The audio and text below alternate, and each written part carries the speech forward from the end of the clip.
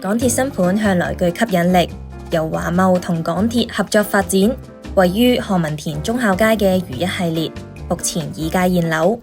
其中第一 A 期如一天海提供447伙，戶型涵蓋1房至4房，個別戶型可以選擇開放式廚房或者緊廚設計。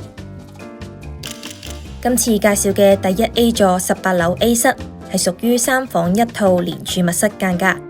實用面積968方尺。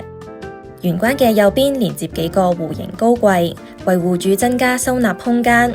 同時內置旋轉鞋櫃，兼具實用性同時尚感。家具佈置以米白色、淺灰色為主調，凸顯簡約格調。部分嘅牆飾採用皮革材料，設計師亦都將皮革應用喺連接走廊嘅門上面，能夠分隔廳房，成為2個唔同嘅生活空間。客廳亦都放置弧形淺灰色梳化同茶几，外接露台，可以遠眺九龍市區同維港景色，亦都可以飽觀九龍灣至鯉魚門一帶景致，體現180度角廣闊景觀。主人房同客廳同座向，床尾擺放玻璃紋理衣櫃。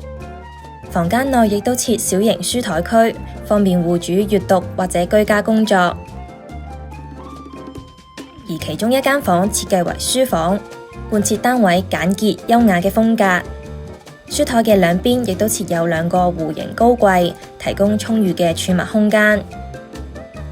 廚房屬緊廚設計，配套家電齊全，設有幾組入牆櫃，內置洗衣乾衣機等家電。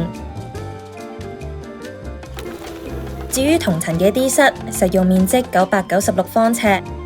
同屬3房1套連儲物室間隔，客飯廳呈長形嘅設計，同樣外接露台。